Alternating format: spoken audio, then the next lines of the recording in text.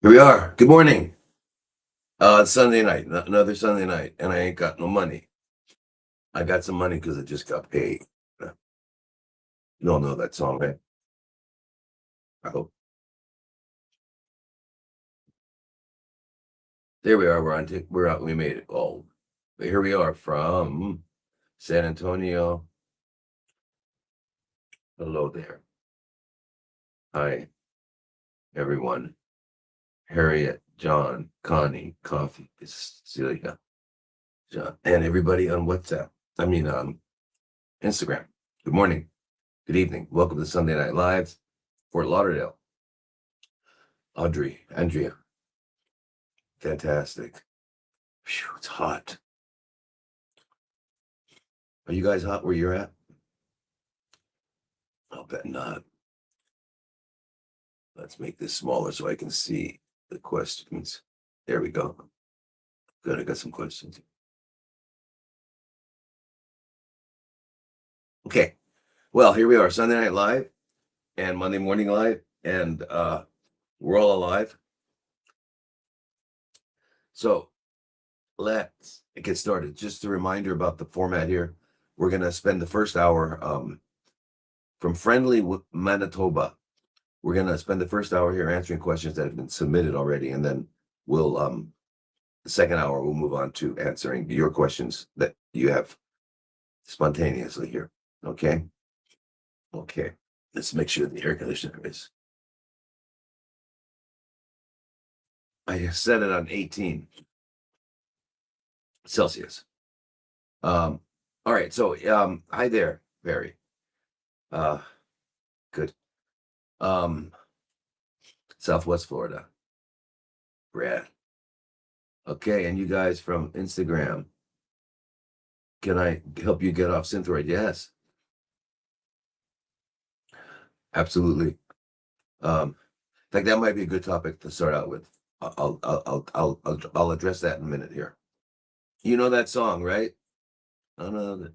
Yeah, great song. If I could sing, I would sing it, but if I sing it, you won't recognize it. Now, my son, on the other hand, pretty cool. Check him out. Go to if you have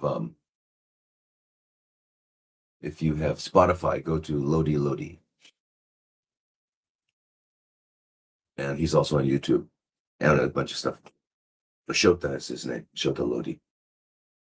Anyway, he's quite a singer and songwriter.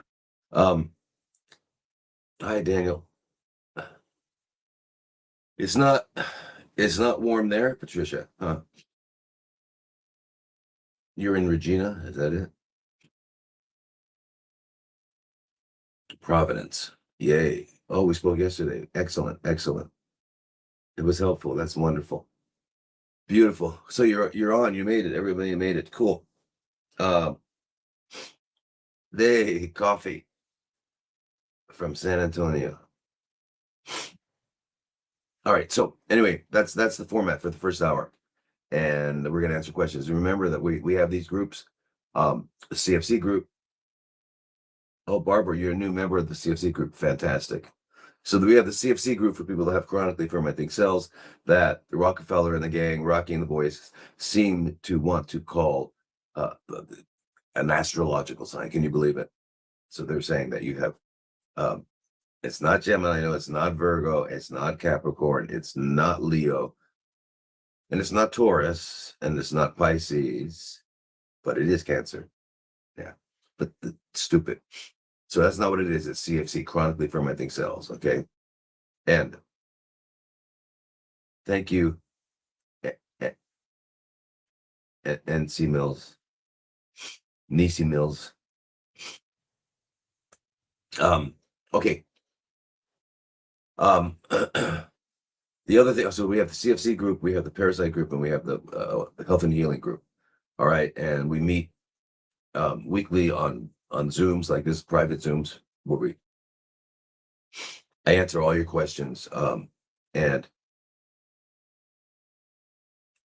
the CFC group is on Mondays and Wednesdays, 5 p.m. Arizona time, and I use Arizona time because they don't change their clock. So whatever time you are related to that, I mean, wherever you are, then anyway. So 5 p.m. and it goes until we're done answering questions. And it's really cool to listen to other people's, the questions and answers, because we learn about ourselves from other people, right? Because we're all in this beautiful earth suit, and we all are, we might have different faces and slightly different scenes in our drama, but so we all have the same drama. There's only about 9 dramas, I think. I don't know. Shakespeare wrote, he covered them all the typical human dramas that there can be,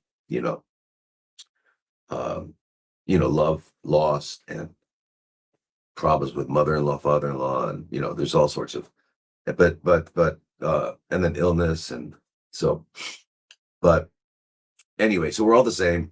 Really, we have different faces, but we're all the same. So remember that, okay? I know that we all live in the time of human existence where there are these celebrities, and we think celebrities are somehow different, but they're not. Hi, Maureen. They're not. They're not different. They make a lot of money, but they're not different. So we're all celebrities, or none of us are celebrities. It doesn't matter. But anyway, so we're sharing, watching where other people are going through gets it clear to where you're going through. And you'll find that somebody might have a question that you hadn't thought of yet, or whatever. Plus, everybody on these groups is like really smart, really sincere, really wanting to make changes in their lives, and they help each other. It's because in addition to being on these having these Zoom meetings, there's also Telegram groups, private Telegram groups. So there's Health and Healing one, there's a Parasite one, and there's a CFC one. If you're in Parasites, you have automatic membership in Health and Healing. And if you're in CFC, you have automatic membership in the other two, Parasites and Health and Healing. So, yeah. And the other thing is that it's like the only group you're ever going to belong to where nobody wants anything from you. Everybody's there just to help each other. It's really wonderful, really fantastic. And you get to share resources, like where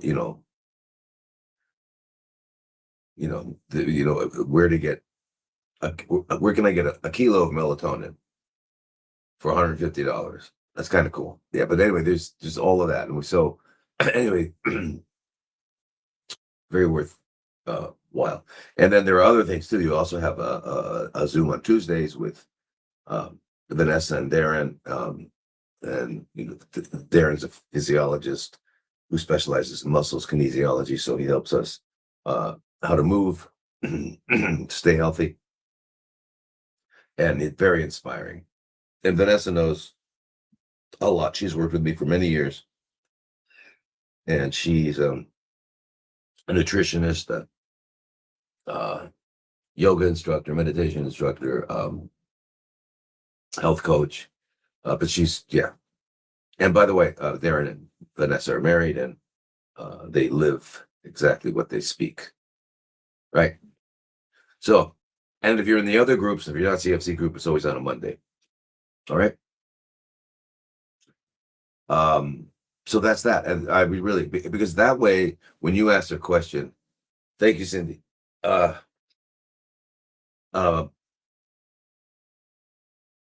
yeah. Hi, Thomas.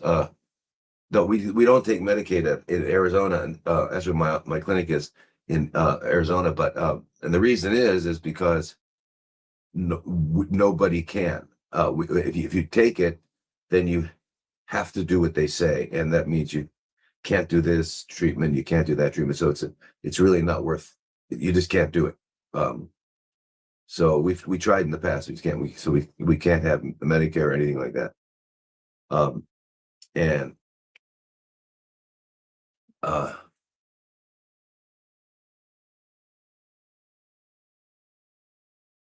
yeah. So someone wants to take ivermectin.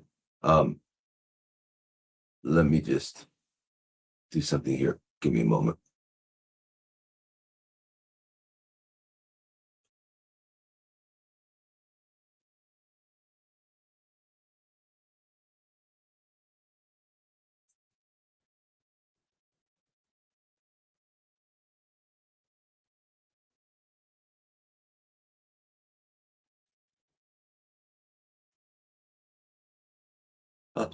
Okay, so let's get back to where we were.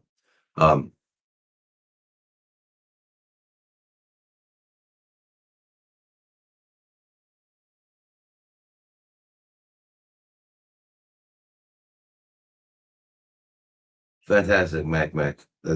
That's yeah. I try to because I'm not just for everybody's knowledge, my training is I was a psychologist first, uh, for a few years, and then I went to medical school and trained in internal medicine, and then started the fellowship in oncology, but I had to stop because I didn't like the fact that we were killing people. So, um, but anyway, so I really know, about about all illnesses and stuff like that, and also our psychological response to them and all that. So that's what I bring to my answers. So a new member from CFC from Toronto, fantastic. So anyway, I wanted to answer that one question. Somebody asked, can I help them get off uh, um, levothyroxine, right? Synthroid. And where's my question? Where's my questions? Let's get rid of this. There we go. Ah, there's the question. No.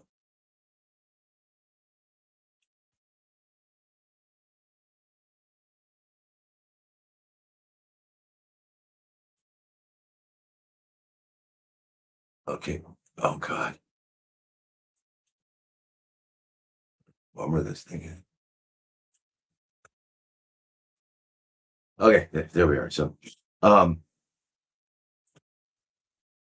yeah, to get well, so if you're on Synthroid, it's because you had blood tests that showed that you had low thyroid function, and the thyroid gland, as we all know, makes two hormones, T3 and T4, and the 3 and the 4 refer to the number of iodines on the molecule, and it's only the T3 that's active. The T4 circulates as a prohormone, and when a cell needs it, it'll grab it and take off the iodine, and so it turns it into a T3.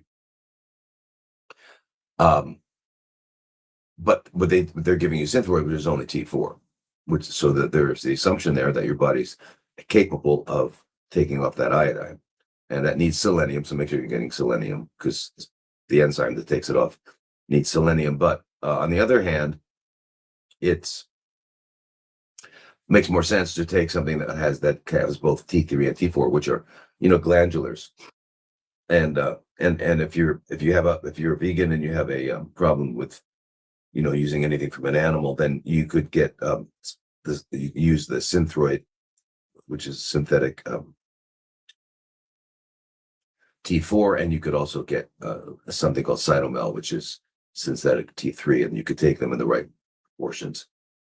So that's how you could do it. But basically, you don't want to be on this for the rest of your life, and you don't need to be on it for the rest of your life. And the reason you have low functioning thyroid or high functioning thyroid has nothing to do with antibodies. It's not Graves and it's not Hashimoto's. I mean, that's what they call it, but it's because of an iodine deficiency. And so what do you have to do? You have to take your iodine. You got to take iodine. So you can get Lugol's pills, 25 milligrams, take one a day. But while you're doing it, it takes a year and a half to fill up your deficit. So while you're doing that, you're going to take a T3, T4 until you have enough. And how do you know you have enough? Because you can't trust the blood test, because the blood tests don't know if you have enough iodine in there, and you're pretty sure you don't. You don't, unless you're Japanese, you eat seaweed all day. So you do it by checking your armpit temperature every morning for 5 mornings before you get out of bed. And you average them out. And if at the end of the 5 days you average in Fahrenheit less than 97.8, or in Celsius less than 36.8 or 36.6.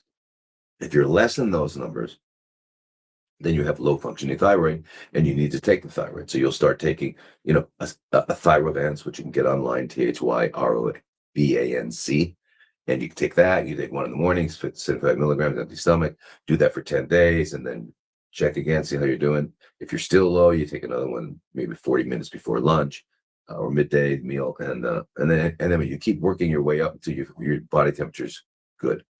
Right. And then after about a year and a half, you can wean off them because you'll have enough iodine to make. That's how that works. And so I just thought I'd answer that because that's pretty, what do you call it? Common concern of people. And anyway, so here, please like, follow, share this live, and subscribe to our channel so you'll receive notifications every time we go live or post new content. Yeah. Okay. All right. Now, first question is from Michelle, and the topic is great, beautiful. Breast CFCs. Are red light and PEMF good for breast tumor? Unknown if it is a CFC, no biopsy, only mammogram and ultrasound. Lab work unremarkable. It's fasting advised with BMI of 16.9. Aha. Bunch of good questions in there. So, are red light and PEMF good for a breast tumor? Well, we want it to be bad for breast tumor. We want the breast tumor not to like it. Anyway, so the red light, if you have like if the tumor is like breaking through the skin, or if there's a skin involvement, then the red light would be very helpful. But if it's deeper in there, it's just a lump, then you should do the mid-infrared, right? Not the near infrared, but the mid-infrared. And just keep in mind that red light is visible and the infrared lights are not visible. So there's near infrared, mid-infrared, and far infrared. Far infrared is for it penetrates quite deeply into your tissues, and it's a good way to detoxify, because we're all holding toxins in our body, so that helps out. But the mid-infrared does some special things for that CFCs just don't like, so it's very good. So that would be good. And then PEMF, there's lots of PEMF machines, pulse electromagnetic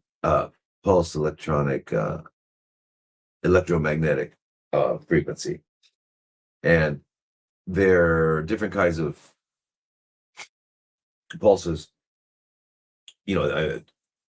different kinds of different frequencies that they can generate, and you'll know that this is an important way to help restore balance in our bodies, because we are electromagnetic in nature. Our physical body is electromagnetic, and in fact, so if everyone understands how electricity and magnetism work together. They're in the same, they're considered like two ends of a spectrum. They're the same thing. And it's not really two ends, it's more of a 90-degree angle.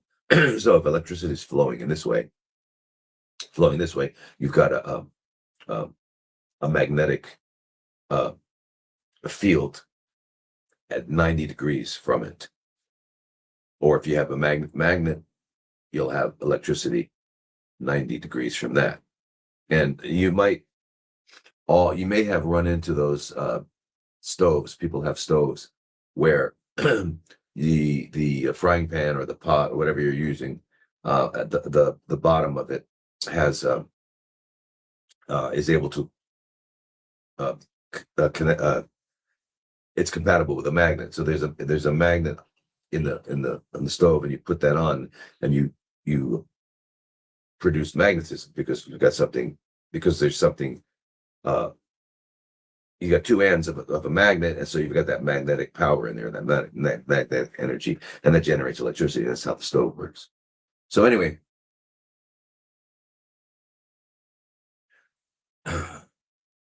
we also have just to give us give you an idea of how it works. Our brain, which has what, 100 billion neurons, a lot of neurons. Neuron is just a cell, a cell that's a nerve cell. We have 100 billion, I think, or maybe more in our brain. And so we generate we have a big electromagnetic field. And in fact, you've heard of electroencephalograms where they put these pins in your head and they measure the electrical activity of your brain. They also have a magnoencephalogram where they now can measure the magnetic field, which is really large. Anyway, we have it's a very strong force. But our heart actually generates a stronger force. So it's bigger and stronger, and they overlap because our heart's beating and it's electrical, right? But they overlap, and so we have these two grand electromagnetic energies, right? And then there's because of our eating and breathing, we're also generating electrons in our cells carried by ATP. Anyway, we're electrical, and you know that because if you want to know how your heart's doing, you have a doctor listen to it, and also do an EKG, and an EKG will show you the electrical fingerprint, your electrical pattern that your heart is generating, and we can tell by the size of them and the relationship to each other and all that. We can tell the health of your heart. And when there's a flat line, there's no electrons flowing. Aloha, right? So same with our brain. We can get an electrical picture of our brain, and from that determine how functional it is. So, in case there's any doubt that we're electromagnetic, I hope I cleared that up. So when we do PEMF, it's pulsed electromagnetic frequency. Pulse means, because that's how life is. It's in pulse. Nothing is consistent. It's never. It's the heart beats like that. Everything. There's day and night. There's an on and off in everything. In fact, aren't computers that way? Isn't everything like either 0 or 1? On, off, on, off. Anyway, and then your teeth, all the electrical currents go through your teeth, and so and these are very useful to measure, to determine how well someone is functioning. And we use the word function because health is the optimal functioning of an organism. And if there's anything less than optimal, then that means the organism is not having all of its biological needs met, and it has to adapt. And those adaptations are what they call diseases. Rocky and the boys. J.D. Rockefeller. And of course he took over all the medical education, and that's why doctors use use the idea of disease. There's no disease. Disease implies that there's this thing out there that's going to get into me and I got to get rid of it. It comes from the germ theory, which also was false. And but there's nothing to get rid of. If my body's adapting to something, like for example, I'm eating too much potatoes and bread and pasta, and I've got a lot of glucose in my system. My system will become insulin resistant because to save the system, so that because if you pull too much glucose into the cell dies. So you become insulin resistant. But if you went to one of the white coated freaks called doctors, wearing their white coat, and which is a symbol of purity, and it's the last thing they are. And I only say that because doctors poison people. Does a doctor ever not poison people? I'm talking about an MD, the regular allopathic doctor in the hospital, and in his office, or her office. You go in there and they talk to you, blah, blah, blah, blah. They do all this testing, and in the end, they give you some poison. Because they're convinced, and we've all been convinced, that poison makes a sick person healthy. And I want you to understand how pervasive and how powerful this is, right? So we think so anyway, there's no thing in me called diabetes. Where is it? In my elbow, in my armpit, in my left nostril. Where is it? There's no it, right? Because if I stop eating potatoes and pasta and bread, blah, blah, blah, and my glucose is not high, then my body will not have to become insulin resistant. And so we change our bodies, our environment, so that the body does not have to adapt. So in other words, we make sure that our bodies have all of their biological needs met. It's really that simple. Now, it's not easy to get there because we're all conditioned, and and we're really good at giving ourselves excuses. Well, I have to do this. I can't go to bed early because blah, blah, blah. Okay, and if we can't do the things, if we can't live our lives in a way that will result in health, optimal functioning, if we can't live that way, then we have to understand that we can't expect optimal functioning. We can't expect health, because there's no other way to get health. You can't buy it. You can't demand it. You can't negotiate it. You can just earn it, and you can only earn it by living healthy. So there's not so if you have a reason why you can't go to sleep early, that's wonderful. Great. You have a reason, but that doesn't change the fact that you're not going to bed early, and you're not going to get what sleep is intended to do. Sleep is intended to forgive you for all your sins that day. In other words, everything you did, not all of it, but the trespasses, and I mean biological and psychological trespasses. So you ate, I don't know, a pepperoni pizza, and you ate a kebab, and anyway, all this stuff. And your body doesn't have to deal with it. Because remember, whatever you eat has to be digested and then processed. And that takes a lot of energy. Because you imagine, whatever you put in your mouth has got to be broken down to single molecules. All right,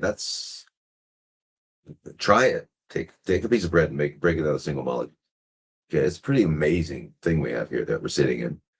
Our bodies are earth suits, but it's got to break it down to molecules, and then your body will absorb those molecules, and they'll go where they're designed, and then they'll be assimilated. They'll go to where they need to be. So that's a lot of energy, right? So when you're eating, your body is busy doing that. All right, and it's still cleaning and repairing somewhat, but not enough. So that's why you don't eat all the time, right? So if you're eating 3 meals a day, then my God, you might have a couple hours near the end of the night before you wake up that your body's not processing food. And in that time will be the time that your body has a chance to clean and repair. So you're not giving it much. And if you don't go to bed by 9, you are not going to get your brain cleared. Your brain clears, it's called the glymphatic system.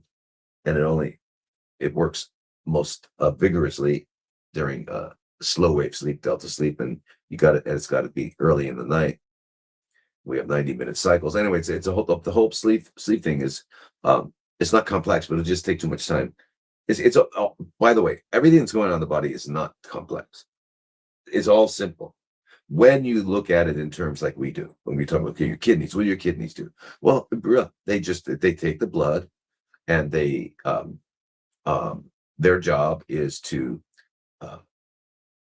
eliminate things that are no longer necessary and keep whatever is necessary. And that's some real fine tuning, because the kidneys keep, like, for example, our sodium within a very narrow reference, 135 to 145. They keep our potassium, they keep our phosphorus, calcium, everything, all that, and our pH. They keep the body's pH. So that's what the kidneys are doing.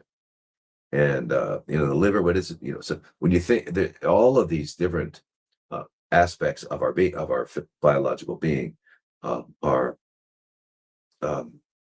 doing incredible things. So, but in general, that's not complicated. But when you get down to the details, it's more complicated than any human being can ever comprehend. And that's why when you go to a guy or a lady, 40-year-old person sitting there in their white cape, I can promise you, I do promise you, that they don't know. They don't know. The problem is they think they know, and you think they know, and you go ahead and you follow their instructions. And what happens? You go in at the age of 20 with a diagnosis of hypertension or diabetes or arthritis or gastritis or whatever. Those you don't have those things, because those things don't exist. You have the body reacting, but anyway, you go there, and 20 years later, you still have it. But now you're taking a bunch of different poisons. And now a lot of your problems and symptoms are due to the effects of the poisons. By the way, very simple thing. If doctors knew what they were doing, hospitals would be empty. But they're not. It's standing room only. So, and I know there's some doctors out there, and I hope I'm offending you, because you need to be offended if you're doing this. If you're poisoning people, then you did not take your Hippocratic Oath correctly.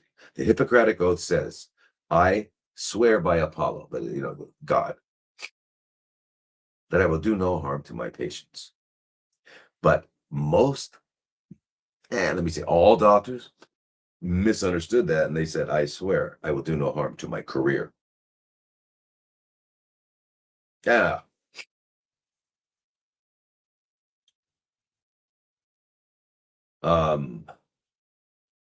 That's why, just a real quick example here. I had a woman who was 28 years old. She was a single mom, and she had widely disseminated non-Hodgkin's lymphoma all over. And she went to her doctor, who said, nothing can be done. And by the way, your daughter's going to be an orphan. Isn't that sweet? That's good bedside manner. What a wonderful thing. So, because first of all, the person doesn't know. They don't know the future. Nobody knows the future. Okay. You can guess, and your guess might be correct. Doesn't mean you knew. You didn't know. Anyway, so she came to us, and we worked with her probably 6 months or so. And her scans were clean. So she went back to show her a doctor, and she said, you want to know what I did? And he said, no. Why did he say no? For a few reasons. One, then he'll have to change what he's doing, because if that worked, then that's not what I do. And why wouldn't he want to do that? Because it's not considered the standard of care, which is comes from the professional organization that the doctor is in. So the doctor's in a cardiologist. That's in America, it's the American College of Cardiology. If it's an obstetrician gynecologist, it's the American College of Obstetrics and Gynecology. If it's CFCs, it's the American Society of Clinical oncology, ask them. Anyway, all of these professional organizations, they have annual meetings and they rearrange their algorithms to account for or to incorporate any new findings in their research, which is all biased. And these are the algorithms. Algorithms are decision trees, and so they're handed down to the members of their profession, and each profession, they say that these are suggested ways for the doctor to deal with their patients, but they're not suggestions, they're instructions. Because if the doctor doesn't do it, they're going to be ridiculed, ostracized, and perhaps sanctioned or lose their license. And so career more important than the person that they're taking care of. So that's my problem. I never thought that way. So I did what I had to do. I'll do whatever is necessary for the person, because that's who I'm there for. And you gotta risk getting in trouble. You gotta risk losing your license or whatever it is. So anyway, but I'm not alone. There's a lot of doctors out there who have awakened, and it's beautiful. It's wonderful. So you got to find one of them. All right. So that's that. I know I went off on a tangent, but hopefully it was helpful. So anyway, that's one part of your question, Michelle, about PEMF. So PEMF is good. The one that I think is probably the best, covers them all, and it's pretty amazing, is the clouds, with a KLOUD, cloud, and was developed by a vascular a scientist in he had vascular labs. Anyway, and it was originally called the Beamer, and then this is like Beamer 2.0. It's called the Cloud, KLOUD. Anyway, so it does more than what the Beamer did, but what the Beamer did was its PEMF opened up the microcirculation of the body, meaning that blood that's pumping around is going to get to the place it needs to get to. Because if your microcirculation is closed down, and it is, when you're 25 and healthy, you have something called vasomotion, right? And it means that there's kind of an intrinsic beat and flow of blood down at the microvascular level, which, by the way, is 70% of our entire vascular system. 70% is either arterioles, capillaries, and venules, and then the rest are arteries, heart, veins. All right. And then that's called macrocirculation. That's just making things are going around. The microcirculation makes sure it gets to the cells. Anyway, you only have 10 beats per minute if you're really healthy at 25 years old, but as we get older, we have less than 10 beats. When you get very old, you might be down to 2 beats. So regardless of how well your heart's beating, it's the stuff's not getting there, and it's not also the weight's not being carried away. Anyway, so the Beamer opens that up. So that's why at our center, when we have people to get IVs, they're going to get IV vitamin C, for example, right? So we have them do a Beamer first. They sit on the mat for 8 minutes, get their microcirculation opened up. Why do we do that? Because that vitamin, if we don't make sure their micro vessels are opened, then that vitamin C is never going to get to the target.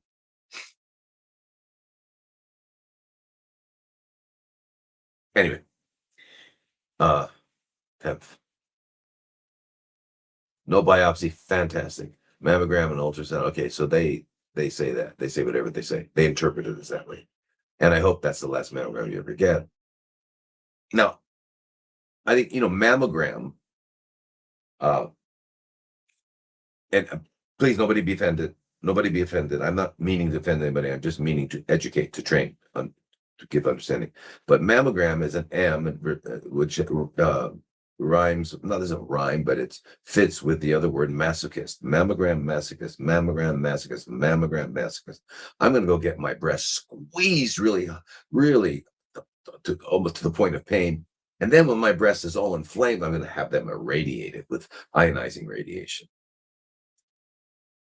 All right. Somehow they convince us that this is the way to determine whether or not there are some CFCs in the breast. Well, if you keep doing it long enough, you're going to have CFCs, because guess what ionizing radiation does? Guess what it does? Why is it that the radiologist is not there with you when you do it? Why is the radiologist in another room, like 2 rooms over, with each room is lined with lead? Why? Huh? So, anyway, that's ionizing radiation. And your lab work is unremarkable. Okay. Now you have a BMI of 60.9. That probably precludes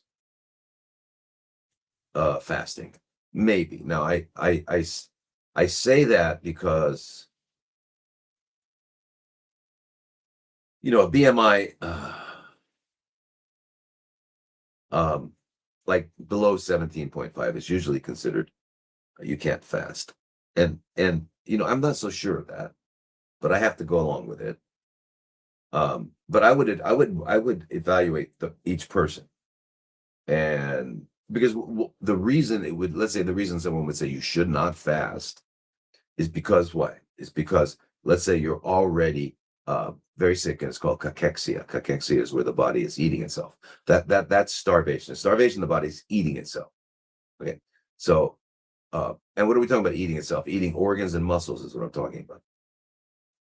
But if you have enough fat, your body will use the fat for energy, and it will clean up. It will clean up and it will restore. Now, if you're very thin and you don't have any fat that you can pinch or anything, you still have fat around your organs. It's called visceral fat. And that's what usually, that's what we're talking about. And now, see, I've had people who had lower BMIs that we helped fast. But we we monitored everything. But here's the one thing you got to know if you're fasting. For number one, do I have enough fat? How do I know if I have enough fat? Am I able to use fat for energy so that I can stay alive? And you do a finger stick ketone. You look at your ketones, because ketones are byproducts of fat metabolism, fat breakdown. And then ketones can be used by mitochondria to make energy. All right.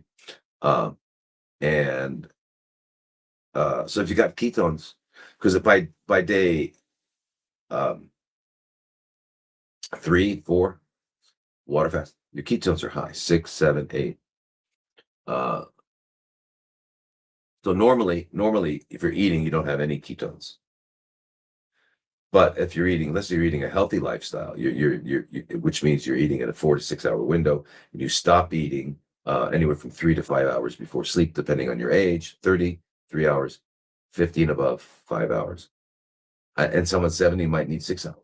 Why? Because that's how long it takes to digest. And the reason you want to have digested before you went to sleep is so that as soon as you go to sleep, you go right into delta wave, and you go right into autophagy, where your body starts cleaning up all this stuff.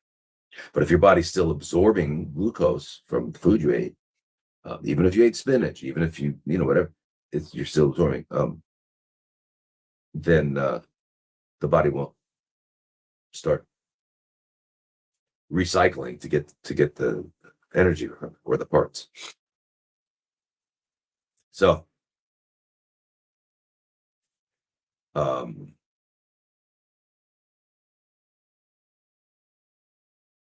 so by day 3 to 4, you've got a lot of ketones. And if you got ketones, then you're able to fast. And that would be one thing to look at, your ketones. And the book the book's going to be on Amazon this week. I think it'll be up on Amazon. It's called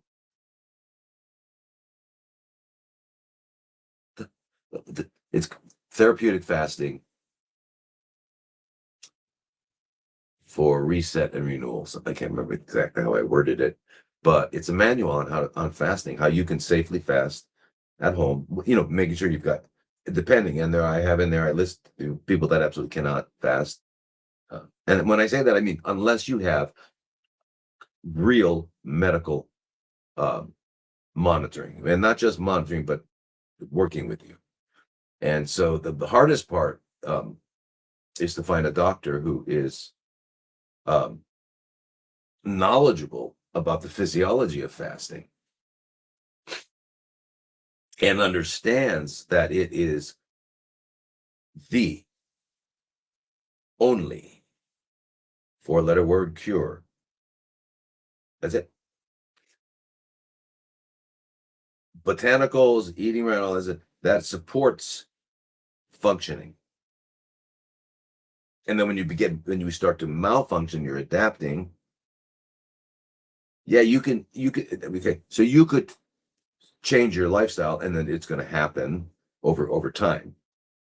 But if you want to have it happen immediately, for example, if you've got, tumors, or you've got plaques in your artery, you've got cysts, or you got parasites, you've got, um, you do water fast, and if it's long enough, it gets rid of that stuff, cleans it up. It's called molecular or microscopic surgery. I use the word surgery, but it's God doing surgery. Yeah. It doesn't touch anything that's necessary and gets rid of that which is not necessary. So, yeah. So if with a BMI of 60.9, I don't know you particularly, your situation, your body, but so I have to say no. But understand that with the proper medical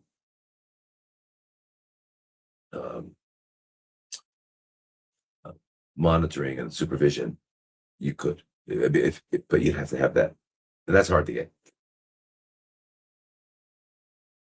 Yeah, see the chat. Well, what is that? Somebody wanted to ask. That was, okay. So anyway, yeah. Anyway, that's that answer. Okay, so now, Michelle, you can do juice cleansing and all that sort of thing. You could do some juice cleansing, right? Where you drink nothing but a good quality juice, where you've got, all your nutrient needs met except fat and fiber.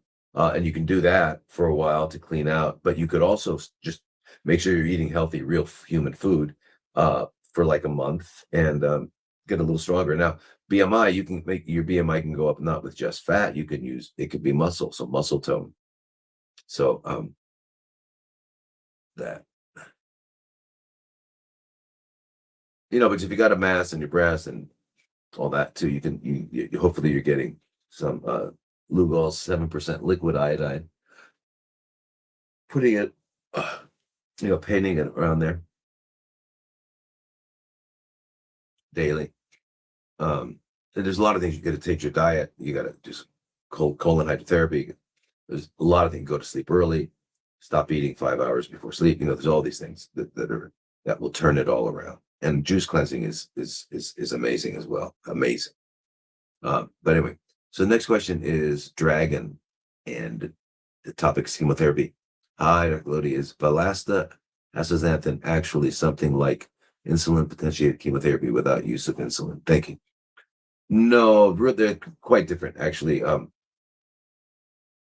Insulin potentiated chemotherapy is when someone comes in, they haven't eaten since at least midnight, or 8 hours, 10 hours, 12 hours, and you give them an insulin, a calculated amount, and then you wait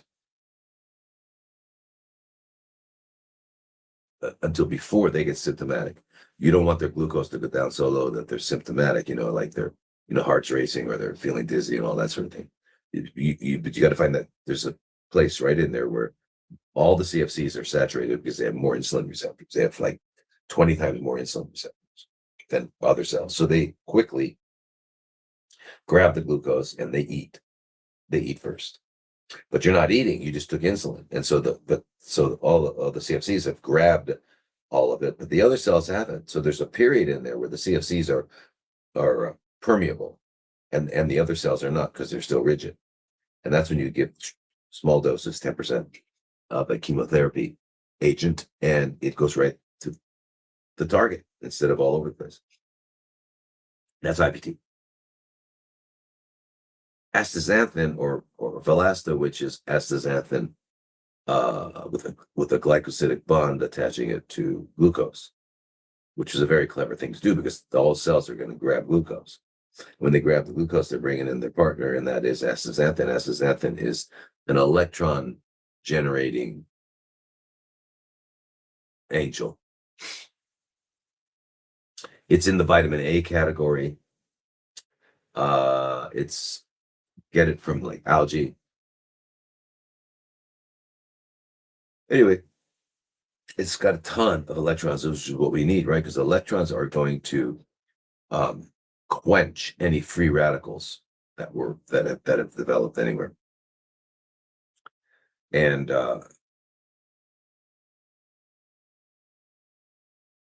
this is a lot of them. So, but by the Valasta being the glycoside, well, the glucose pulls it into the cell, and the cell gets it. Now, if you have CFCs, remember they have more insulin receptors. So what happens? They grab all of it, they grab a lot of it, and it's too many electrons, and they die. It's perfect. Well, I'm not supposed to say that. They lose their flat line. Is that like insane? Um, I don't know. I gotta ask Mark, because Mark knows what I should say. I really trust Mark a lot. I mean, he's such a good guy. He was so smart. He started this thing called, I won't say what I want to say, Facebook.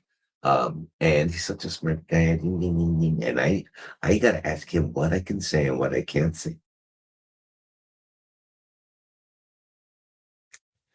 Anyway, I don't know if I'm supposed to use that word. So, um, but so anyway, the astaxanthin is great for giving you lots of electrons to restore any to eliminate free radicals, which are damaging to our cells,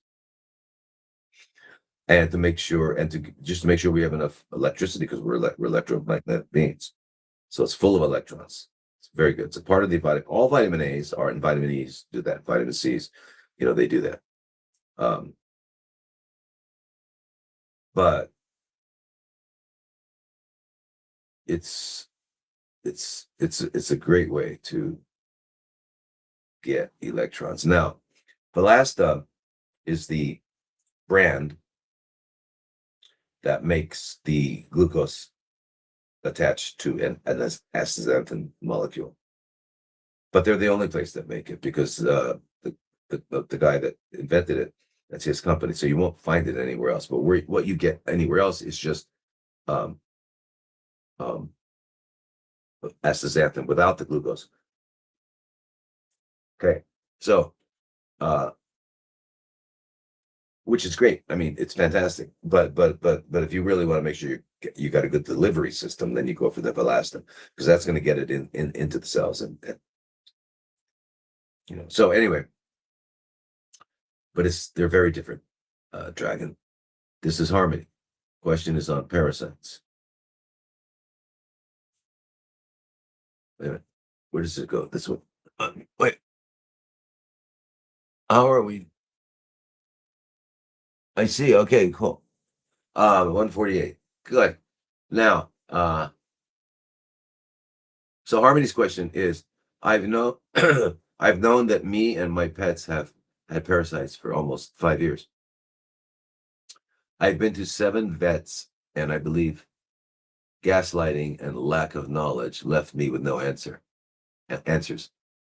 I put my small dog to sleep because I couldn't watch her suffer anymore.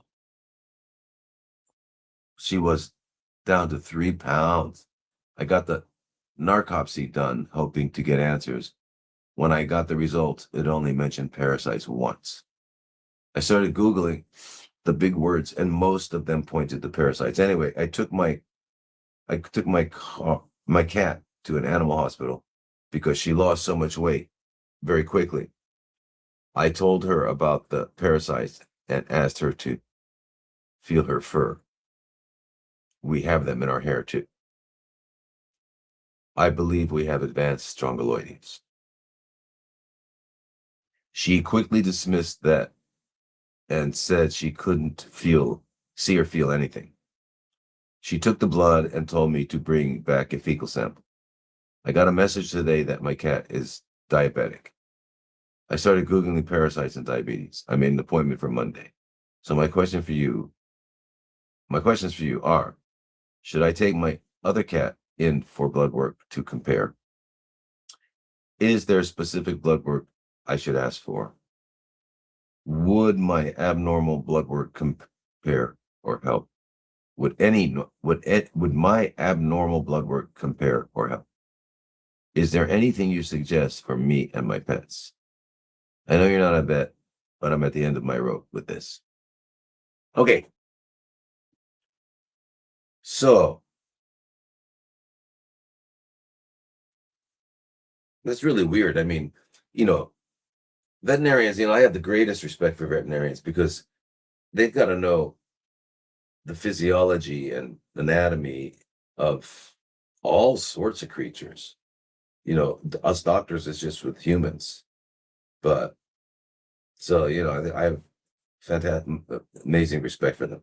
However, they're trained in the same allopathic paradigm that we are, and they've got their algorithms and etc. But so that's really sad about your cat that you had to put to sleep, put out. Um, so vets should know that animals have parasites. I mean that's it.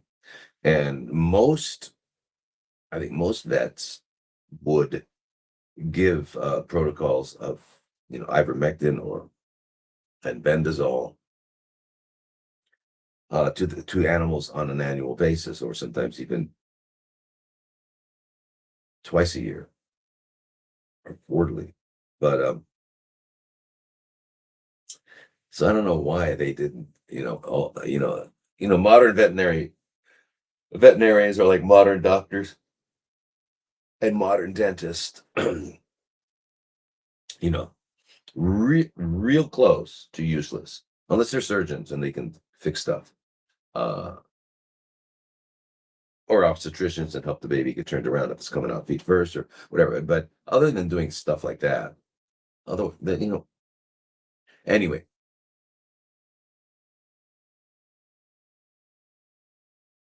So anyway, there's ectoparasites and endoparasites. So when you were talking about being in the fur and being in our hair, those would be ectoparasites. They live on the outside of our bodies rather than the endoparasites. And a strongyloides is an endoparasite, so that wouldn't be on the outside of your body. Strongyloides is something that you would get from being in an endemic area. It's usually tropical areas, and so I think there may now be uh strongyloides in like Florida, maybe, but it's usually like Central America, South America, but anyway, or Africa. But here's the thing: they crawl in through they can penetrate your skin, so they crawl in through your ankles and get into your blood vessels, go up to your lungs, make you cough, swallow, and they go in your gut. So, and they cause a lot of harm. So, um, that's strongyloides. The ectoparasites are, like for animals, they get fleas and ticks. The humans get ticks, and we get fleas also. The other one is scabies, and then the other one is the nasty ones are when like a bot fly or some kind of fly lays its eggs on your skin, and when they that become larvae, they penetrate the skin and they go into your body, and they're disgusting. But those are the ectoparasites. I mean, what else? Yeah, that's pretty much most of them. Now, that being said, what I've noticed in the last couple of years is that uh, people are having parasite problems that are uh, incomprehensible if you stick with the idea that they have strict endo and ecto. Because I have people who are saying that these worms are crawling out of them and out of their orifices in their body, nose, ears, mouth, vagina. Um, and they feel things crawling around. So what I think has happened, and what I know has happened in, well, it's pretty much a worldwide phenomenon, except here, not here, but everywhere else they're giving what they call chemtrails. They're dropping all kinds of nasty stuff, including parasites, including uh, nasty microorganisms and uh, body parts, like fetus membranes, and this, and then heavy metals like aluminum and barium. So, by the way, if you don't all know it, if you don't all know it, we're at war. It's an undeclared war, but we're at war. And they're after us. And the bad part about the difficult part about being at war when you don't know it is that you don't know you're being destroyed. And it's very, very comprehensive, very comprehensive. And if you really wanted to avoid being targeted by them, you would have to actually leave society, because it's in the food, it's in the water, it's in the air, and then there's electromagnetic EMF, and then there's 5G towers and 6G's coming up here. And I mean, there's it's in cosmetic, it's hygiene,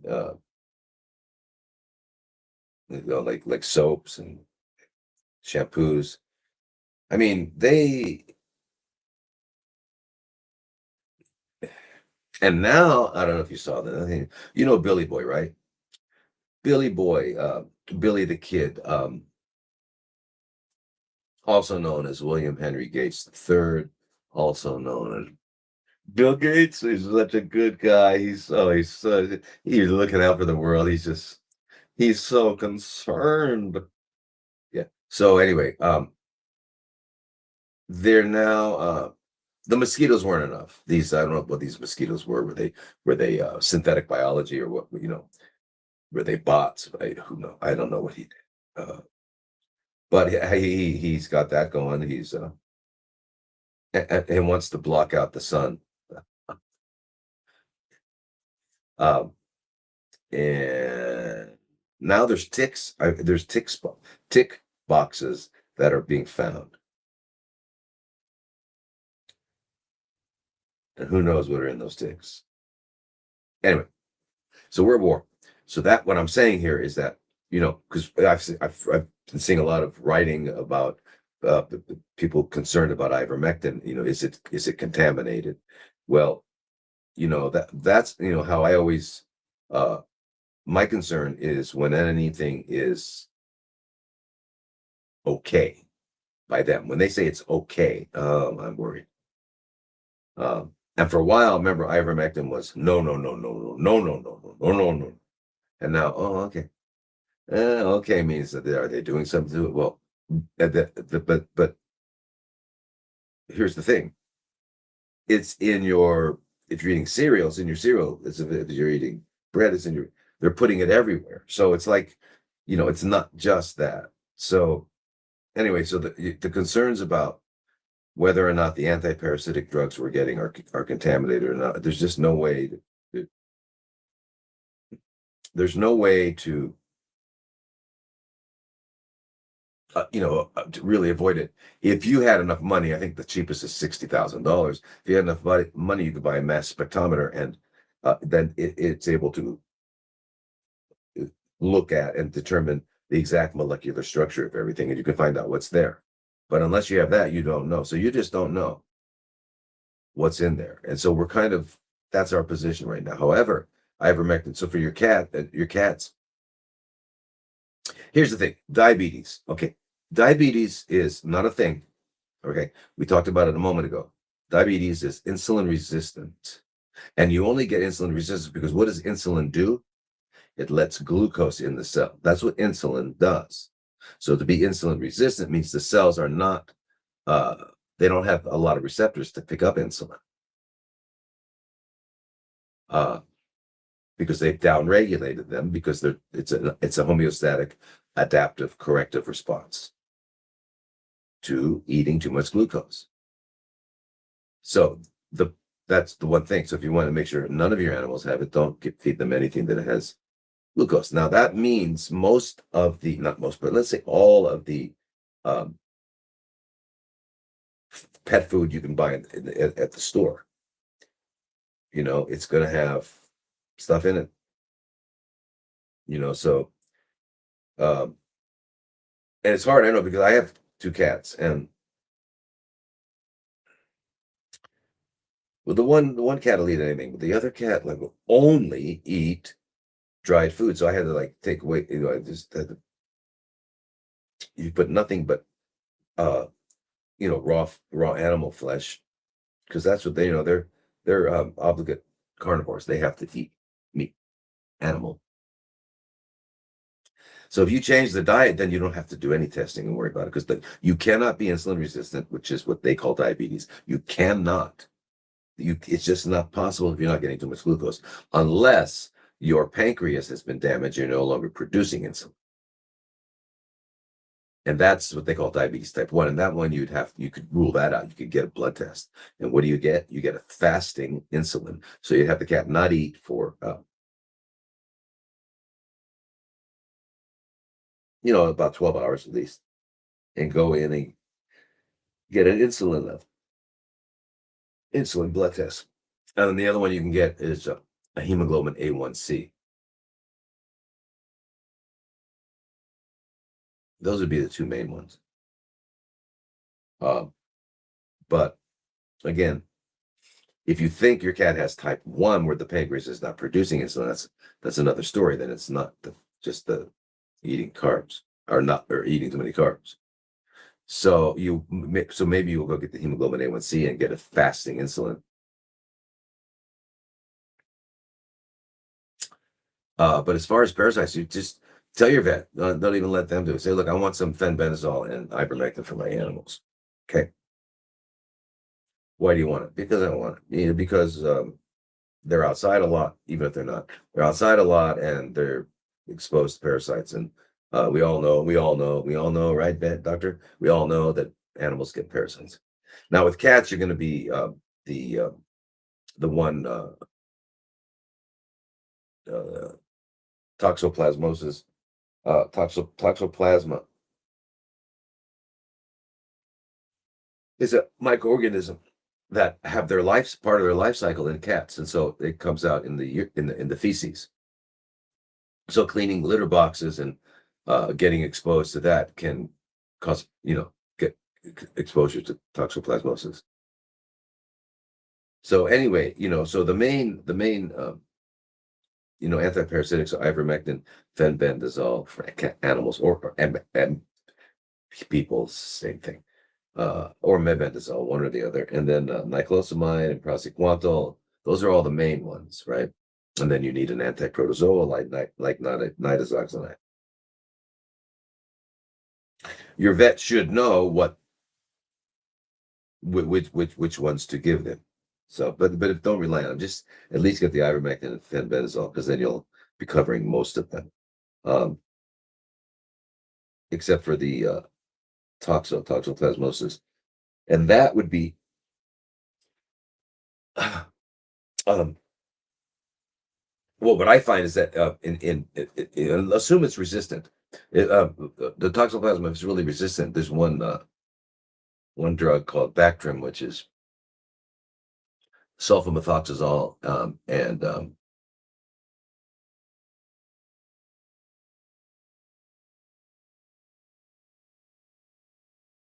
it's two drugs. Anyway, how did I forget that? Anyway, it's just my brain. Um, um, Trimethoprim sulfamethoxazole. Trimethoprim sulfamethoxazole is what they call Bactrim, and that gets a lot of them. The thing about about the toxo is they can it can go to your brain, and it forms a cyst around it to protect itself, and then so you get uh but not for the cats. The cats are not. That's just they have their life cycle. And the cat doesn't get a problem with it. We do. But anyway, I would, just, and they've got Or go to a horse store. What do they call like a feed store, and get some of the paste. And then just look up online how much per kilogram of weight for cats, or just weight per kilogram, and you can figure out how much to give them. Okay. Excuse me. And with antiparasitics, always longer than is recommended, because what they recommend is, remember, there's no business in the world that spends any amount of money or effort to diminish the number of clients they have. And this holds true for the medical profession and veterinary profession and dental profession. The last thing in the world they want is for everybody to be healthy, because if they're healthy, then they don't have any work. All right. So therefore, if you ever look at the instructions by them, on how much to give, it's never enough. It's absurd. Yeah. So anyway, you do it for, longer cycles.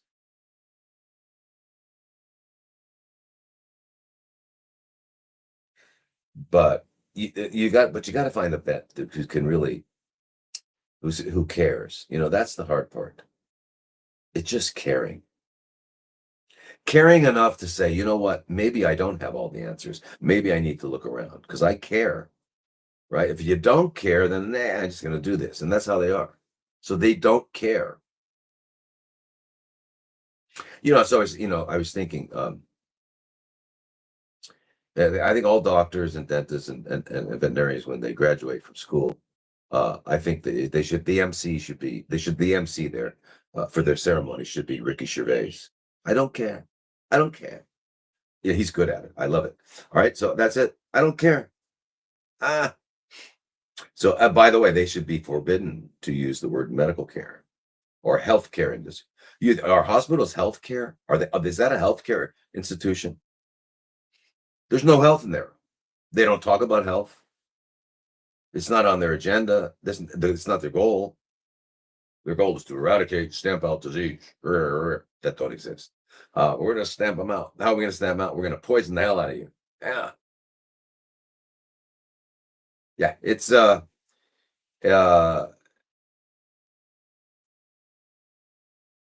hard to believe. Hard to believe. Anyway, Harmony, you can get to do it yourself. Get ivermectin, get fenbendazole, get it in the form that the cats will take it. And if you can't, and by the way, if it's an ectoparasite, for example, like scabies and stuff, even that, ivermectin is good for that. So, all right. So everyone, so many questions, and I got to switch over to the ones that were not pre-submitted. And I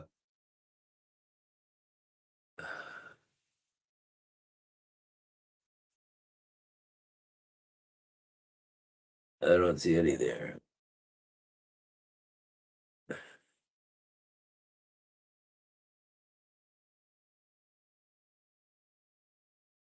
So Benjamin's saying, what about melanoma? Well, what about melanoma? The melanoma is a CFCs that start in the cells that produce melanin.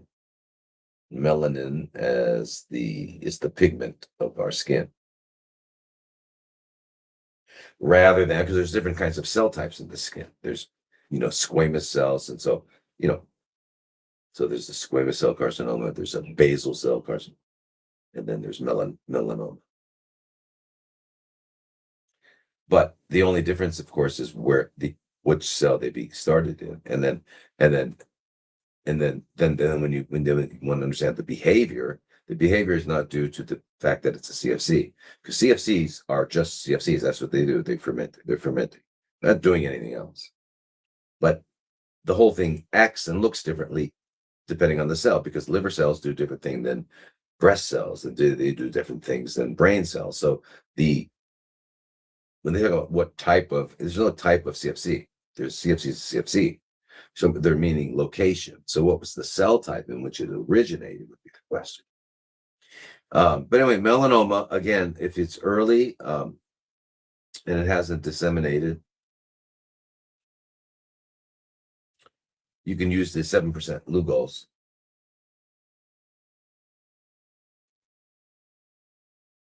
Excuse me, I'm sorry for yawning so much. Gosh. Um, but you can use 7% Lugol's. You can use 6% hydrogen peroxide, food grade hydrogen peroxide. And you got to clean your life. You clean your body. You can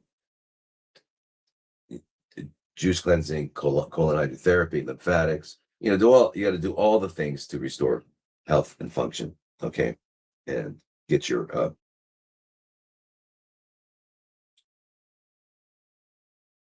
so when we're not healthy, we're not having our needs met. Now with humans, it's not just biological needs, it's psychological needs. But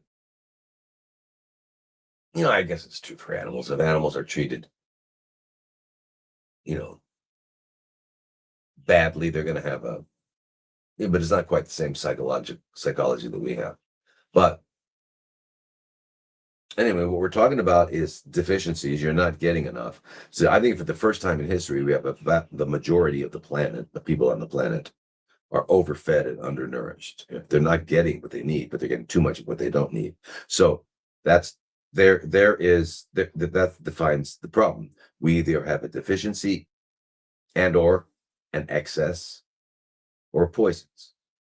Those are the things. And that could be, if we're talking about oxygen, if we're talking about exercise, whatever. Doesn't matter. So we have to correct deficiencies, trim down the excesses, and eliminate the toxins. That happens when you're living a healthy lifestyle. And it doesn't happen any other way. There's no other way to get healthy. Right? If your goal is health, that's it.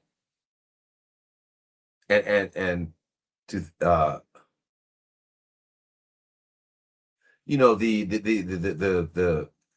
we only see that cavalier attitude in people that are young, because the people that are young and their bodies like metabolizing quickly and growing, or they're like teenagers in early 20s stuff, they can do almost anything and feel okay the next day. When you get older, you don't. You can start to notice. You start to notice what happens when you are you're toxic, or like getting intoxicated. So yeah. All right. So but the melanoma, so you can do the same thing you would always do. Join the CFC group so we can help you directly, specifically. But cleanse, and then make sure you're eating only human food, and you're eating it appropriately in a 6 hour window, stopping 5 hours before sleep, etc. You're getting movement all day long, prayer and meditation. So, but if you can find, if the tumor is palpable, it's on your skin, on your breast, somewhere you can find, then you can apply iodine again, but you have to not on open wounds or anything. Let me see here. So do I, friend, please.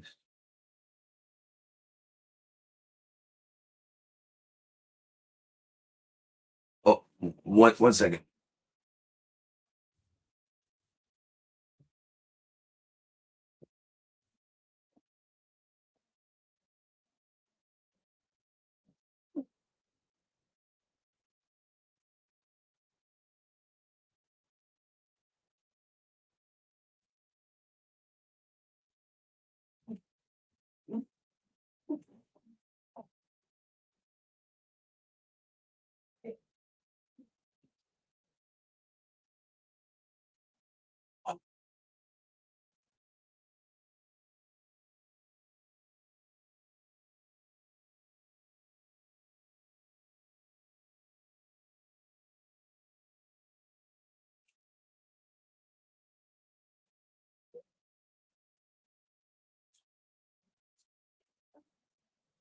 Okay, excuse me. Sorry about that. I had to get on this stuff.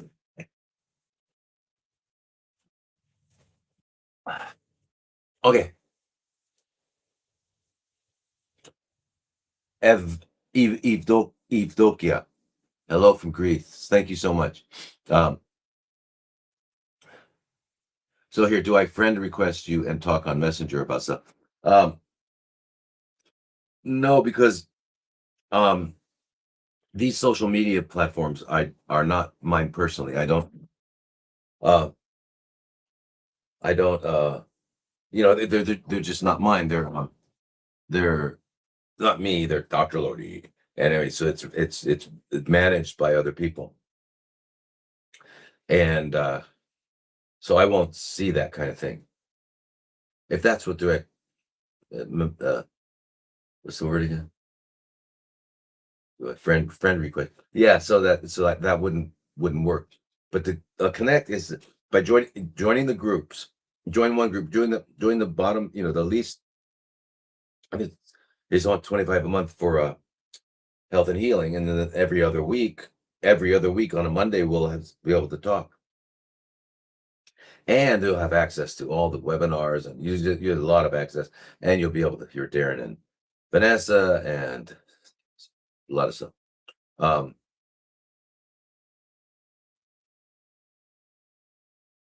Brian, you're very welcome. I was just told. I have 2 thyroid nodules. This is Kim. They want to biopsy. Should I be worried about the biopsy? Yes, you should be worried about the biopsy. No, don't be worried about it. Just don't do it. Don't worry about it. Just don't do it. If they biopsy it, they're going to hand off the biopsy to the pathologist, who's going to look at it under a microscope and do some testing with it and tell you. I mean, if it is CFCs, then it doesn't necessarily have to be at all. But if it is, they're going to tell you what cell it began in. That's all. And that'll give it a name. And they'll call it a thing.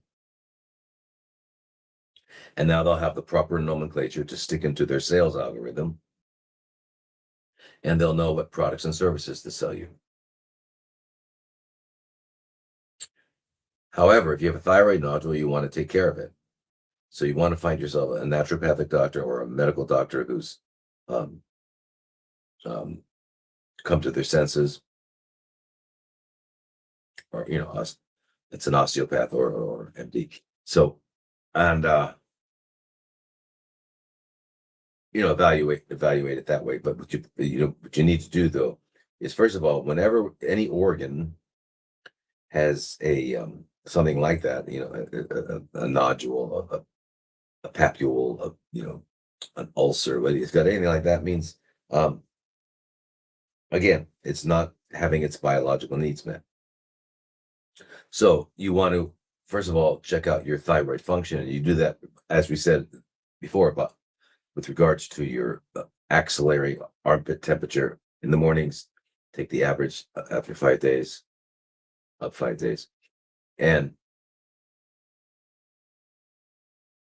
then you do, we were talking about before, but with the iodine and with the Thyrovans or any other kind of T3, T4 you can find, and you get your thyroid functioning, right? And then now, if you do find out that without the reason I suggest that about I recommend not getting a biopsy is because it's only going to give you a name, and if it is CFCs, it's going to tell them how to poison you. So it's not like it's going to help you, but the problem is when you do a biopsy, you actually make it spread. And how do you do that? In fact, there was somebody sent me a video of a doctor saying that biopsies do not cause spread. Surgery does not cause spread. So I'm going to have to do a rebuttal to that person, because There's a ton of evidence, lots of studies that show. And so yeah, I can't tell you how many people have said, I had this little thing over there. They did a biopsy and it's all over the place. Yeah, it's just you open up, if you want honey, don't go banging with a stick on a beehive. All right. I'll find another one. So lots of blood tests can tell you, what that is. If you really want to, you could do a PET scan. There's ways to find out without putting a needle in it, because the needle is going to cause problems. They just do. And so, but you do want to make sure, regardless of what's going on, you do want to make sure that you have a healthy thyroid gland. Because, by the way, our thyroid gland, we think of our thyroid as kind of like the thermostat or carburetor for energy metabolism, right? So if someone is hypothyroid, they're hyperthyroid. All right, so your thyroid gland is kind of the conductor of this orchestra that's making sure that all cells have enough energy to do their job. But the other thing that it does is that it is a very, very important regulator of the immune system. And so you cannot have a healthy immune system without a healthy thyroid.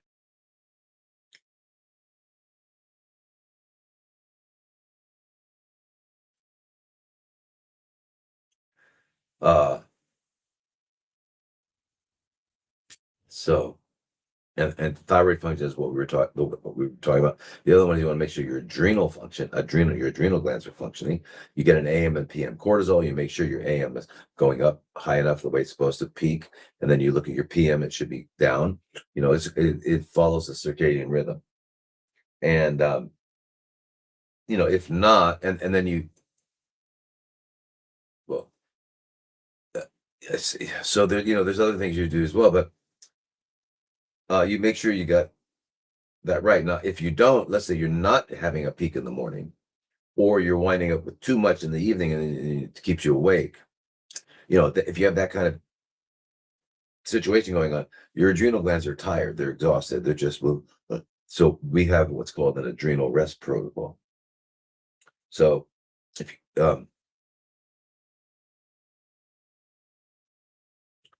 and that involves taking a lot of adaptogenic herbs, like ashwagandha. There's other ones as well. But you want to get your DHEA, which is a hormone produced by the adrenal glands, needs to be 15 times higher than, or 15 times more than the cortisol. And so you get your AM and PM cortisols and get the average, and then look at your DHEAS sulfated, and that should be at least 15 times higher in order to have a good ratio. That ratio is important because the DHEA kind of undoes the damage that cortisol produces, right? And cortisol produces a lot of things. Blood sugar goes high,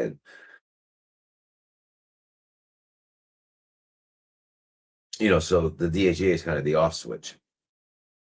Just like with estrogens, you have estrogen and progesterone. So what estrogen does, progesterone undoes. And it's that way with every part of our bodies, like our blood clotting. We have molecules that from fibrinogen that wind up producing clots, and then we have plasminogen, which just gets metabolized and to plasmin, and that breaks down clots. So you have to always have the on and off button with everything so that you can fine tune it. And so that's what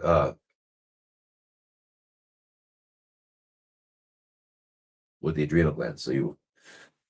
But then you might need the adrenal rest protocol if your if your cortisol's off, if your adrenal glands are exhausted.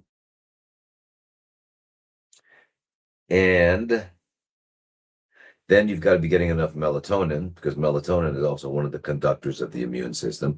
And If you're over 40, you probably don't have much. You only have like 30% or less of your thymus gland, which means you would benefit by the uh, the peptide called thymosin alpha 1. Yeah. So by doing all of that, you're going to ensure that you have the ability to take care of your immune system. Now, you've got all the components working, but keep in mind too that we're at war, and there's all these towers and everything that are affecting um, our our brains, our hearts, our cellular structure. It's just crazy, crazy.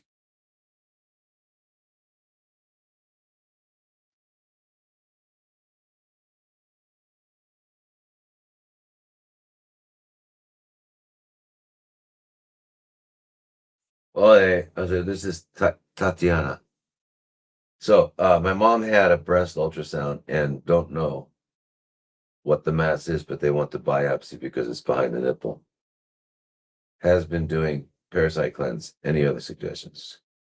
Yeah, there's a lot. There's a lot. I mean, there's a lot of things to do, and if you've been on here more than just today, you know that we talk about everything about cleansing. We got to look at our dental health. We got to make sure we don't have any root canals. Extracted teeth are a problem, and you know, even gingivitis, and you know, the mouth is part of the body and has a major role in every condition. So that's one of the things we do on our initial evaluation, and then the rest is detox, cleaning, fasting, juice cleansing, changing diet, going to sleep early. So it's all of that stuff, right? And the parasite cleanse is part of the detox, getting rid of parasites.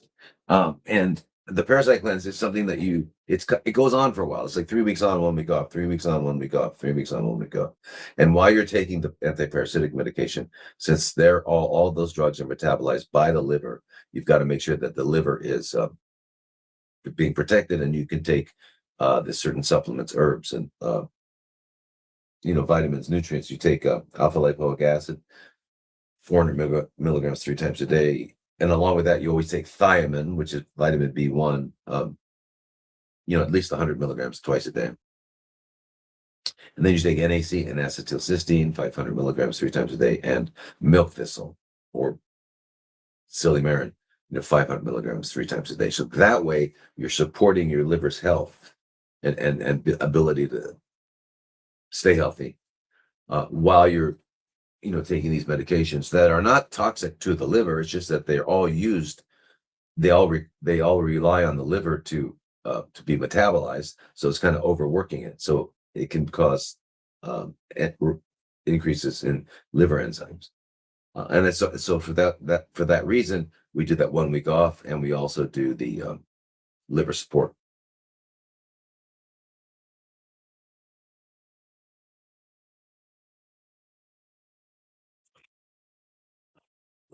So here. Okay, this is Suzanne. CPS is a racket. It's a trafficking organization. CPS workers get kickbacks to take children away and adopt them out. Former Georgia state senator proved that she lost her seat, and later she and her husband were murdered. Nancy Saper. Yeah, yeah, yeah, yeah. Yeah. So yeah, Suzanne. I mean, yeah, yeah. It's crazy. Yeah, Child Protective Services, and it's also what's the other one? Um, what's the other one that Bill Gates' father was head of? What's it called? It's not Child Protective Services. What was it? Uh,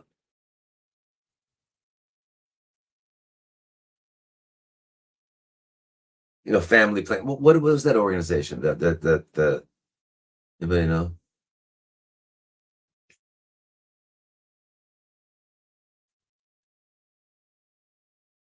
What was that? I know there are those that don't love me. Yeah. Um, all right. Yay. Fruit. Fruit, sugar, love. Yes, I'm glad you didn't miss it. Anyway, uh, oh, thank you, Gina. Um, yeah, I had the beard was just too much work. I didn't realize how much work it was. You know, every time you eat, it gets dirty. If you blow your nose, it's like too much work. Yeah. So anyway, um, so you can make a virtual appointment with me. Sure, Mary. You can hello at drlodi.com, that email, uh, and make an appointment, or you can go on our website, drlodi.com, drlodi.com, and there as well. So we can have a virtual appointment. Sure. Uh,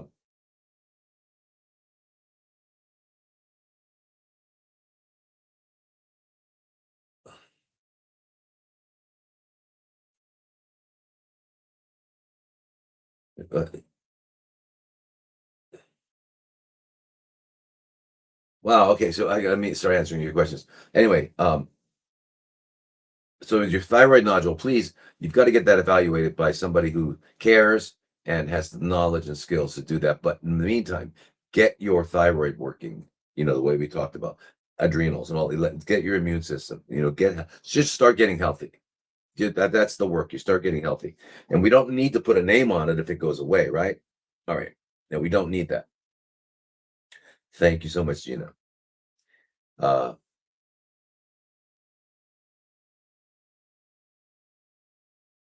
uh,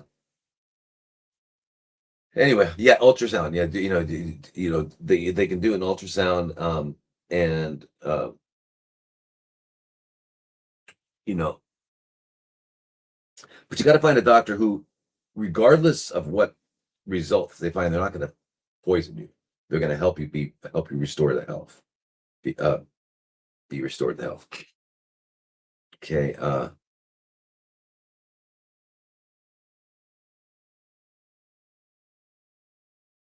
Where are we here? There was a question here. Oh, Carla, you're welcome. Very welcome. Thank you. All right. So here's Nisi Mills. I'm bleeding when I poop and fart. Last 2 week. Tumor partially blocking poop coming out. I'm raw a long time. No standard treatment. What can I do to begin healing? You've got to join our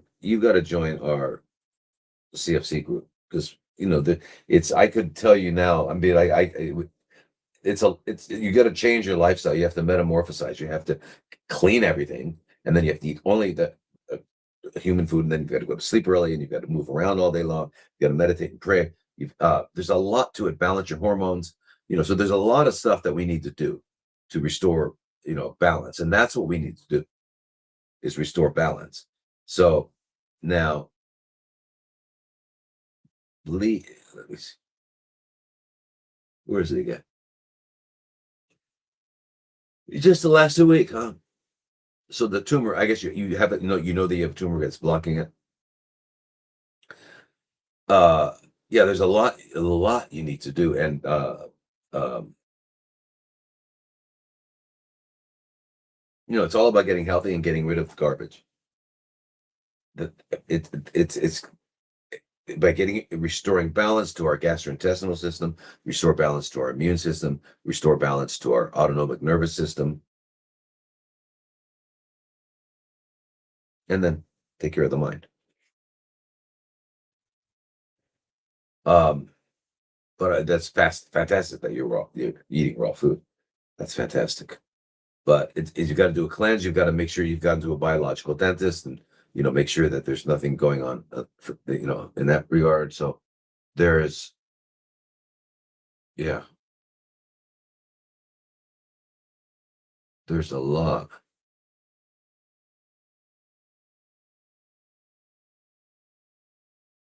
Excuse me.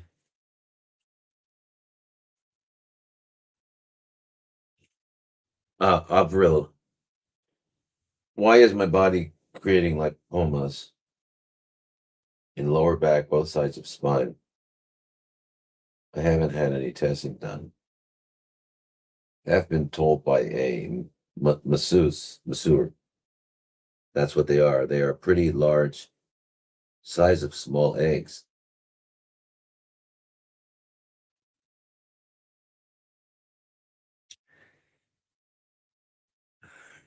You're sure they're lipomas? Because lipomas are kind of, they're well formed. They're well circumscribed. They have no like jagged edges and stuff like that, and they're kind of, you know, almost like rubbery, or they have some. They're not hard.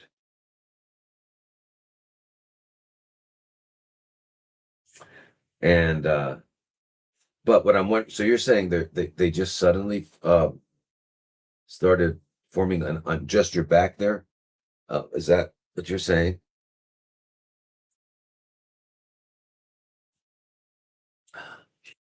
Um,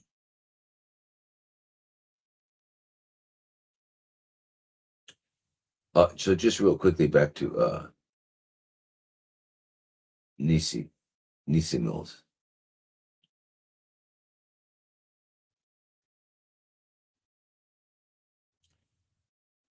Uh, um, you got to join the group. Okay, you got to join our CFC group because there's a lot. I want you to get the basic pro. I have a complete basic program of everything you can do. That's all outlined there, and what supplements are important, and so just it, and then we can guide you along. Suggest blood tests, suggest uh different kinds of therapies. So it's not like this is just one. I'm going to give you the answer here, and we're done. It's an ongoing thing that we need to work together with. So join CFC, drlodi.com, and then we can help you.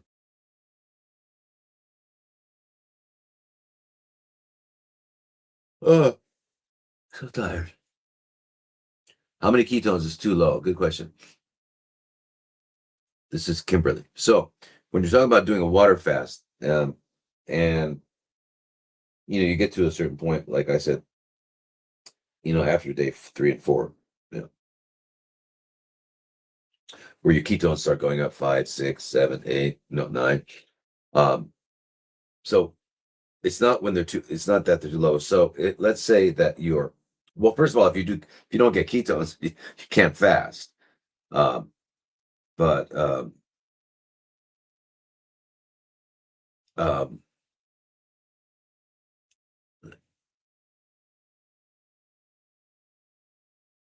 okay, so how many ketones is too low? So the way we look at this is that, let's say you've been fasting and your ketone are averaging 7 and 8. If you see it come down to 6, and then either stay there or go lower, then you're running out of fat and it's time to break the fast. So when you start to see a deceleration is when you know it's time to fast, okay?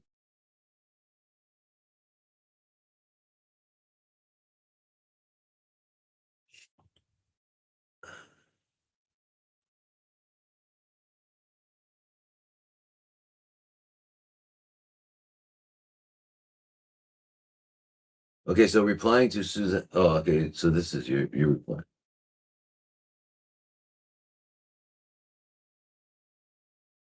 All right. So anyway, I guess I won't read that. That's not really a question. I need that book. Okay. So therapeutic fasting, a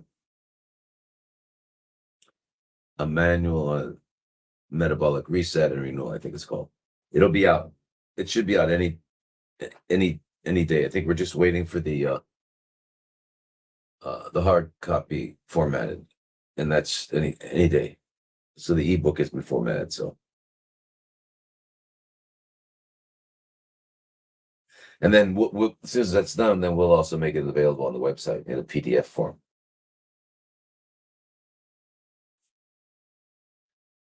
Okay, so this is Patricia. I lost 50 pounds with. Where did it go? Why's that moving? With tirzepatide, fasting a lot. Now my liver is inflamed. Any ideas? Is it the quick muscle waste from losing so much weight? Well, mm, no. What happens if you're losing weight? I mean, unintended.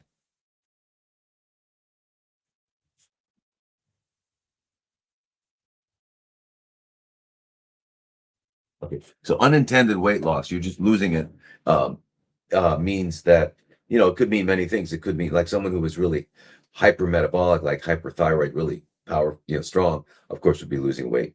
But, on the other hand, if it's, extreme case of parasites can do that. And of course, CFCs, but to the point where it's causing cachexia. And what I'm trying to see here is you lost 50 pounds. And uh, the thing is, you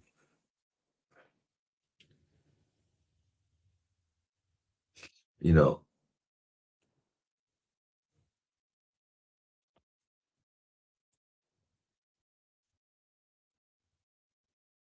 I'm assuming that you um, don't have CFCs. Is that it?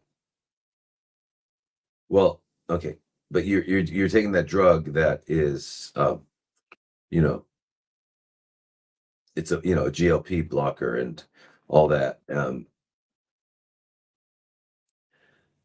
It's not a good idea because it's it's going to when you use drugs like that, and everyone's using it. I mean, I think they've become the most popular or the most widely used drug in the world now. Um, and you're blocking metabolism. So and keep in mind, whenever you're blocking metabolism, it's like people that get that have estrogen receptor positive, whatever, and then they block the body's ability to produce hormones. That just it produces an increased imbalance. So now you're imbalanced, and and that means your body's going to have to adapt more because it's more imbalanced. Um, but yeah, and then really, if you could do a juice cleanse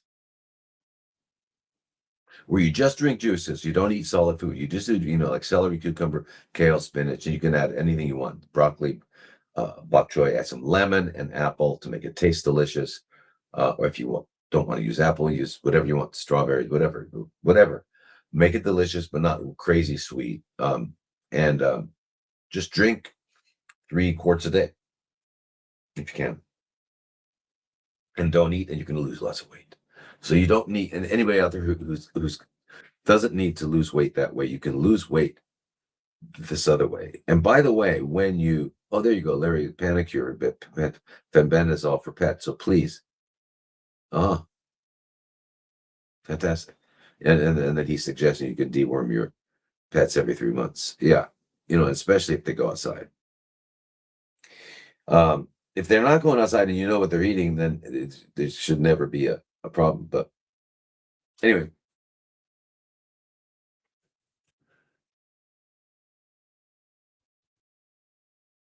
where were you? Oh, I can say unalive on Facebook. Okay, thank you, Mona. Okay, unalive. Isn't that crazy? They're telling us what we can say and what we can't say. I mean, how could you tell me that I can't say a word? I mean, I understand if it's a vulgar word, if that it could be offensive, a vulgar word. But it's very interesting about vulgar words, right? It's only offensive in your language, because if I were to tell you a vulgar word in Japanese, it wouldn't mean anything, or in Thai, it wouldn't. And if I would use a vulgar word in English to them, doesn't mean anything.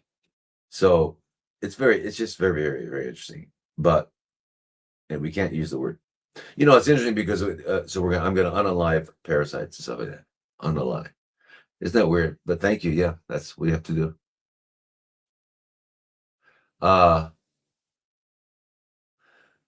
Where were you? Who was I answering?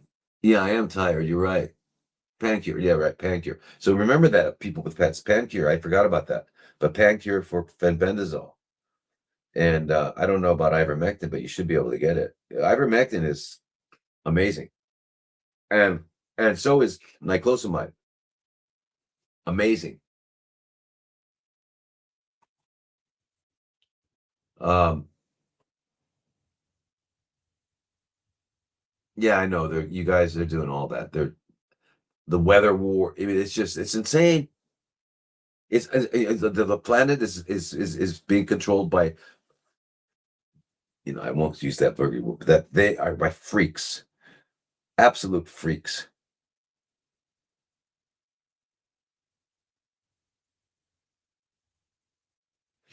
Yeah, absolute freaks. I can't believe they run the world and they want to destroy it. What the hell? You got to think they're not human. The reason I think they're not human is because they have no problem with destroying the biosphere. Like for example, if you block out the sun and you have uh what they call a nuclear winter or whatever, or a volcanic winter, because if you block out the sun enough, which is what Gates is doing, uh then you wind up freezing. You can put us into like an ice age kind of thing. You don't mess with these stuff. And then these weather wars with HAARP, they're sending these really high frequency beams right at the ionosphere, right? Because that's above the ionosphere. This is kind of how weather happens. They're messing with that, but don't mess with that, man. This is a big deal because there's something called Schumann resonance, which is the resonance for the harmonic resonance between the ionosphere and the Earth. And that Schumann resonance is the frequency required for biological life. So if you mess with it, what if you don't know what you're doing. So what if you shoot too much? And what if you actually destroy the Schumann resonance? What the hell? So that's why I think these guys, they can't be human. Uh, you know, if you think about it, it's just, so anyway, you guys, let me see. Where's one more question?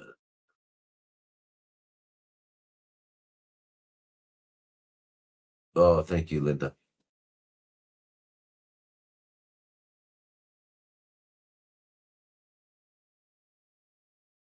Yeah, so here's the question. I forgot. I saw this earlier. It's Ryan Johns. If you do not have CFCs, but want to take ivermectin to do a serious detox, how much should you take daily and for how long? All right. So, um, uh, yeah. So it's about the same dosages. The ivermectin is usually, now this depends on if your liver functions good. You check your liver enzymes first, but ivermectin 12 milligrams 3 times a day. But you don't want to just take one anti-helminthic. Helminthic is the word for worm. You don't want so you would take ivermectin, one of the benzimidazoles, either mebendazole, fenbendazole, albendazole, and then niclosamide, or pyrantyl palmitoate, or praziquantel. But usually niclosamide. So it wouldn't be just one. And if you were to take a mebendazole, it'd be 500 milligrams 3 times a day. If it was fenbendazole, it'd be 222 milligrams 3 times a day. And if it was niclosamide, it'd be 500 milligrams 3 times a day. And if it were praziquantel, it'd be 600 milligrams 3 times a day.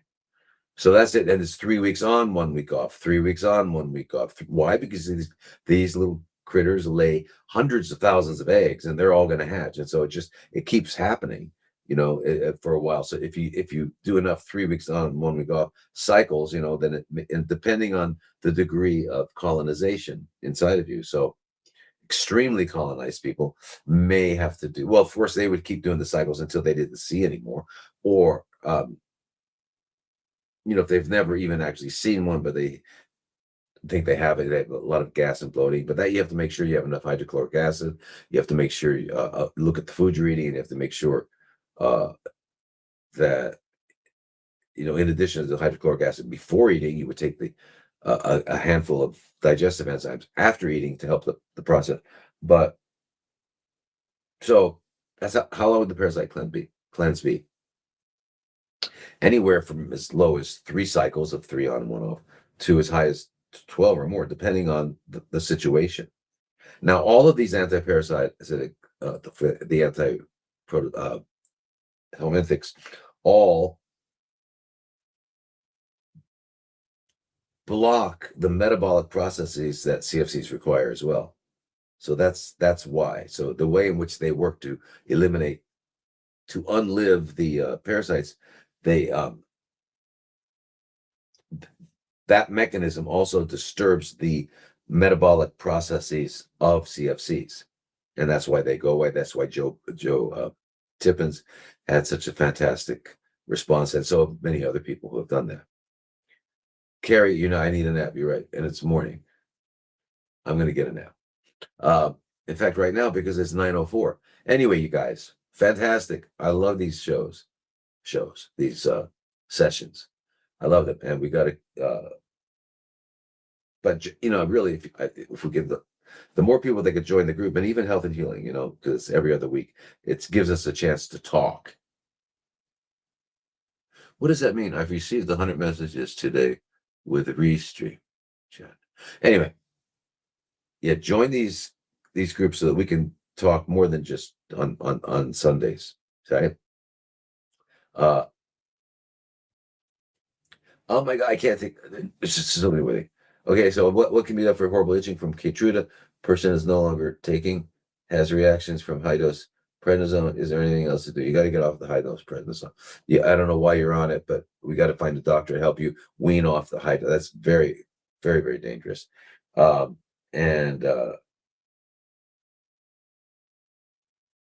that question go?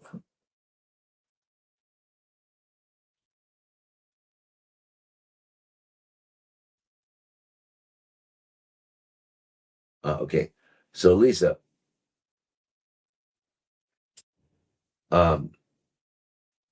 if you're on Keytruda, is it helping? In what way is it helping? And because you have to make sure it's helping you. But when I look at the statistics, I look at the data, I don't find that the checkpoint inhibitors really do more than, give an extra few months of, where it's not growing or something. But and if you are doing a checkpoint inhibitor like Keytruda, it's very helpful to have ivermectin, because ivermectin will make sure that the tumor is a hot tumor, not a cold tumor. And what that means is a hot tumor is surrounded by T cells that just want to get in there. So if you got the checkpoint inhibitor, they would get in there. But if it's a cold tumor and it's not surrounded by it, then you're not going to get benefit from it. And you could have half and half of the cells. But ivermectin will, they convert cold tumors and hot tumors, so they bring the infiltration. But anyway, if something's causing you a severe problem, then you've got to change. Now, Keytruda is the one they use for lung, so, but anyway. Okay, everybody, wonderful. Sawadee ka, namaste, aloha. See you next week.